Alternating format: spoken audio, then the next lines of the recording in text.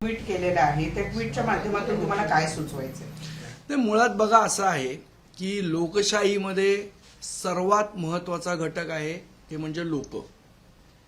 आज ज्या पद्धतीने पक्षांतर अख्ख्या देशभरात होत आहे, म्हणजे TMCचं असेल किंवा आपचं असेल, अगदी आपल्याकडे महाराष्ट्रात शिवसेना उभाटा पक्षामधनं काही लोक पक्ष चेंज केला.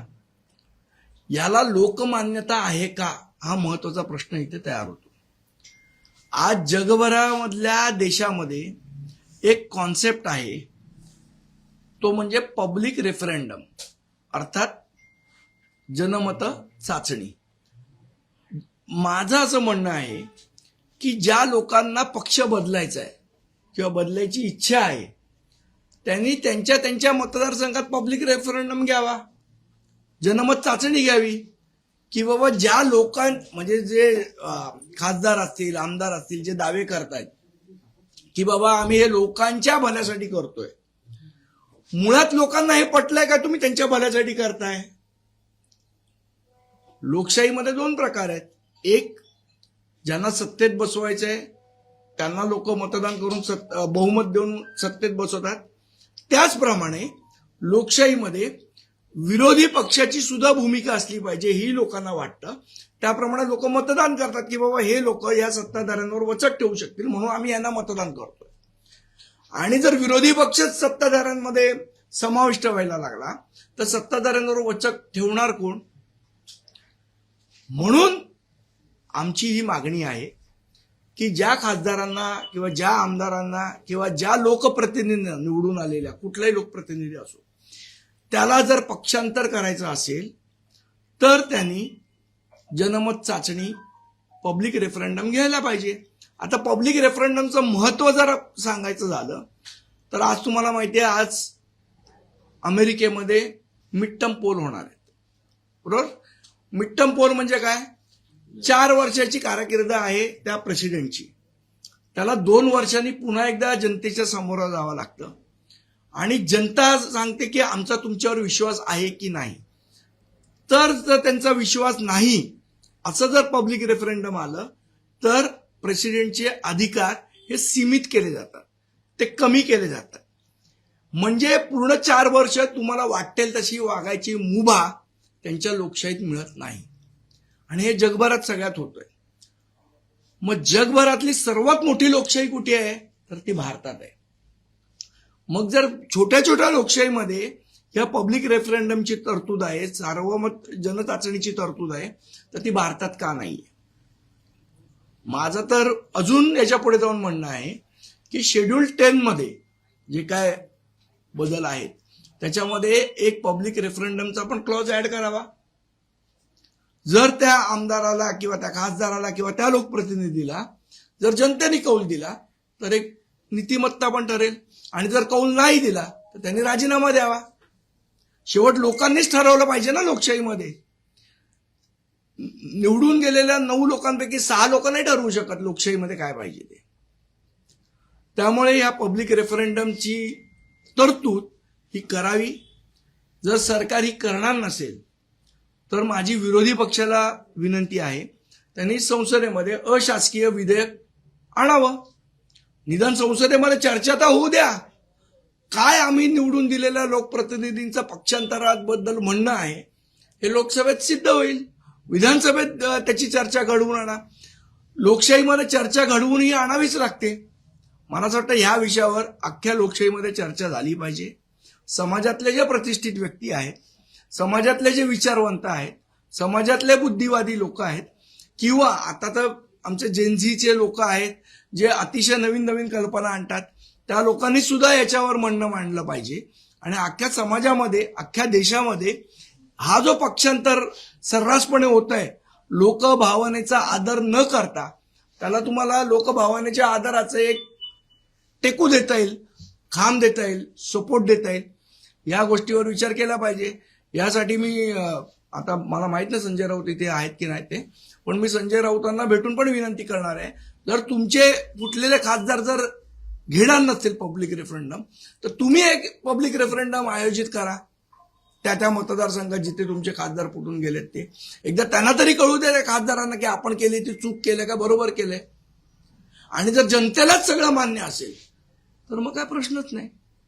पण जनतेला मान्य नसेल तर मला असं वाटतं त्या खासदारांनी राजीनामा दिला पाहिजे. पण तुम्हाला असं वाटतं का अशा पद्धतीचं जनमत चाचणी झाली आणि खासदारांच्या विरोधात मत गेलं किंवा आमदारांच्या विरोधात मत गेलं तर ते राजीनामे देतील? तेवढी नैतिकता आपल्या समाजात आपल्या राजकारणात आता आपण निवडून दिलेल्या लोकांना नैतिकता असावी आणि असली पाहिजे अशी माझी भावना आहे. आता आहे की नाहीये हे त्यांनी ठरवावं. असेच एकदा 6 जे नगरसेवक आहेत तुमचे ते देखील कुठल्याही मी तेच म्हटलं कुठल्याही तुम्ही विचाराल नाही झाला ना तो. आता त्या विषयाला खूप दिवस झाले, खूप वर्ष झाले, पुलाखालनं बरंच पाणी वाहून गेलं. मी तुम्हाला तेच सांगतोय की पक्षाच्या बद्दल मी बोलत नाही की आमचे फुटले किंवा त्यांचे फुटले किंवा त्यांचे फुटले. उद्या जर एखाद्या भाजपच्या खासदाराला वाटलं की ज्या पद्धतीने देश चाललाय मला पटत नाही तर मी काँग्रेसमध्ये जायला पाहिजे तर त्यांनी सुद्धा पब्लिक रेफरंडम घेतलं पाहिजे. मी हे काही एका व्यक्तीबद्दल किंवा हा झालेला इन्सिडेंट बद्दल बोलत नाहीये.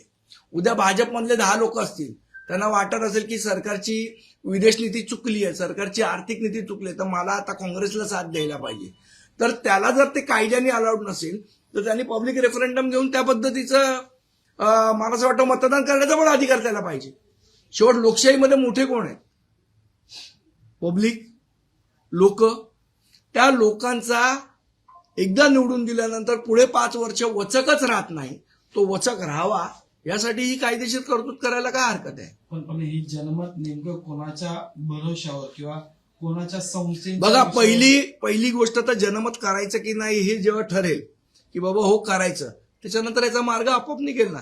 जर कायद्यातच तरतूद केली तर मला असं वाटतं निवडणूक आयोग सुद्धा जनमत चाचणी घेऊ शकतो. पण निवडणूक आयोगावर सतत सर्वच पक्षाकडून म्हणजे तुमच्या पक्षांपासून ते सर्वच विरोधी पक्षांकडून ज्या पद्धतीची टीका केली जाते बॅलेटवर करावं. जनमत चाचणी बॅलेटवर करायला काय हरकत नाही. माझं तर म्हणणं आहे की आता जर सरकार घेणार नसेल, हे खासदार घेणार नसेल तर एखादी न्यूट्रल एजन्सी नेमून शिवसेना म्हणजे उद्धव बाळासाहेब ठाकरे गटांनी पण जनमत चाचणी घेऊ शकतात ना. जनमत चाचणी घ्यायला कायद्याने काही अडकाठी आहे असं मला माहित नाही. म्हणजे आता काय नवीन कायदे काय भारतीय जनता पक्षाने तयार केले असतील तर मला माहित नाही, पण कायद्याने अडचण नसावी लोकांचं म्हणणं काय ते ऐकून घ्यायला. मला असं वाटतं मध्ये एकदा ते वेगळा विदर्भ पाहिजे त्या लोकांनी पण जनमत चाचणी केली होती. त्यामुळे जनमत चाचणीला विरोध करायचं काहीच कारण नाहीये आणि कोणी करूही नाही. पण आता याच लोकसभेच्या वेळेला आपण बघितलं होतं, आपल्याकडे एक उदाहरण होतं सोलापूरच्या जवळचं, जिथं असा दावा केला गेला होता लोकसभा नाही विधानसभेच्या वेळेला, जिथं दावा केला गेला होता की आम्ही काही गावांनी त्या उमेदवाराला मत दिलेली नसताना सुद्धा उमेदवार जिंकून आला म्हणून तिथे निवडणूक संपल्यानंतर पुन्हा एकदा मतदान घेण्याचा प्रयत्न करण्यात आला होता. तर त्यावेळेला पोलिसांनी आणि निवडणूक आयोगाने सगळा तो हाणून पाडला. तसा प्रकार जनमत चाचणीच्या बाबतीत होणार नाही का? 2 वेगळ्या गोष्टी आहेत. एक, मी मतदान घेणं निवडून आलेल्या व्यक्तीबद्दल हा वेगळा विषय आहे आणि लोकांच्या भावना काय आहेत या समजून घेणं हा वेगळा विषय. हे 2 भिन्न प्रकार आहेत. त्यामुळे मला असं वाटतं त्या गोष्टीची ह्या गोष्टीबरोबर कंपॅरिझन होऊ शकत नाही. एकदा मतदान झाल्यावर तेच मतदान पुन्हा घेणं हा वेगळा प्रकार आहे. आणि जनमत आज बघा ना, आज ब्रिटननी युरोपियन युनियनच्या बाहेर पडायचं की नाही पडायचं याच्या संदर्भात जनमत चाचणी घेतली आणि त्यांनी ब्रेक्झिट केलं. आज जर असा विचार करा की 2 वर्षांनी मिड टर्म पोल नसते अमेरिकेत तर ट्रम्पनी इराण बरोबर तह केला असता का? आणि जर केला नसता, त्याच्या मनमानी पद्धतीप्रमाणे वागला असता तर आज जगात काय अराजकता निर्माण झाली असती.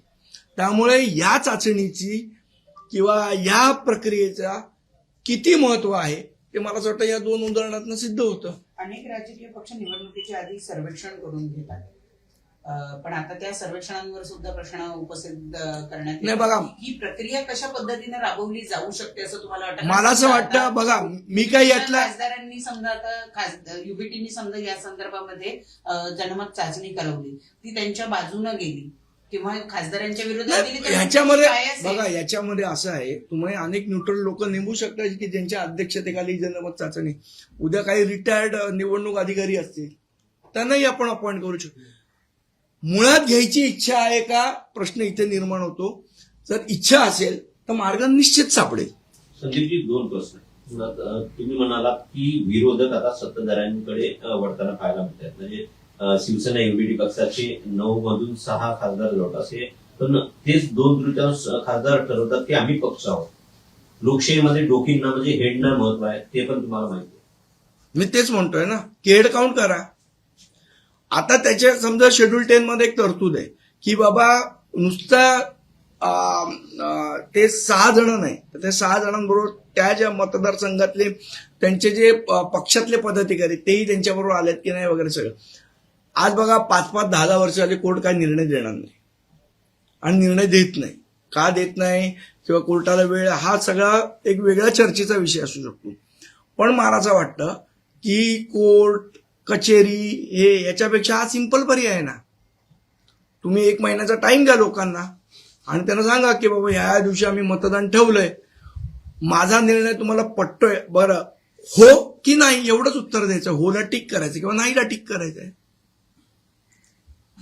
एवढं जर सिंपल गोष्ट होऊ शकत असेल तर मला असं वाटतं आज आपण ही जेवढी चर्चा करतोय की हे बरोबर आहे का चुकीचं आहे का, हे जण ह्यांना शिव्या घालणार, तो त्यांना शिव्या घालणार, त्याच्यापेक्षा लोकांचं मत काय आहे हे मला असं वाटतं डोळ्यात अंजन घालणारं ठरेल. तुम्ही जनमत चाचणीचा उल्लेख केला. आजपासून बंडखोर खासदारांच्या मतदारसंघामध्ये उद्धव ठाकरे जात आहेत. एकंदरीतच हा जनमत चाचणीचा प्रकार आहे. नाही, जनमत चाचणीमध्ये लोकांचं म्हणणं बघा, शेवट सभेला आता तुमचे कार्यकर्ते आणि तिथले हे असतात. तुम्हाला जर खरोखर मला असं वाटतं या खासदारांना धडा शिकवायचा असेल तर मी विनंती करणार आहे संजय राऊत साहेबांना सुद्धा की त्यांनी जनमत चाचणी घ्यावी एखाद्या न्यूट्रल एजन्सीला नेमून, जेणेकरून या खासदारांना त्यांनी घेतलेला निर्णय योग्य आहे की नाही आणि लोकांना लोकभावना व्यक्त करता येईल. आज समजा मला एखादी भावना व्यक्त करायची आहे, तुम्ही कुठे करायची व्यक्त?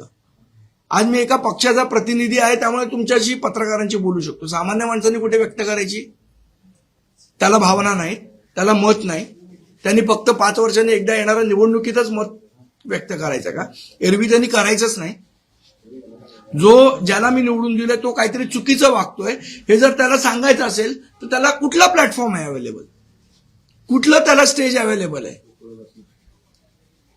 कुठलं व्यासपीठ अवेलेबल आहे त्याला की जिथे जाऊन तो सांगेल की मला हा निर्णय नाही पटलाय किंवा मला हा निर्णय पटलाय, अगदी योग्य करताय, हे जर त्याला सांगायचं तर त्याने कुठे जाऊन सांगायचं? 5 वर्ष थांबायचं? सध्या तरी तसंच दिसतंय.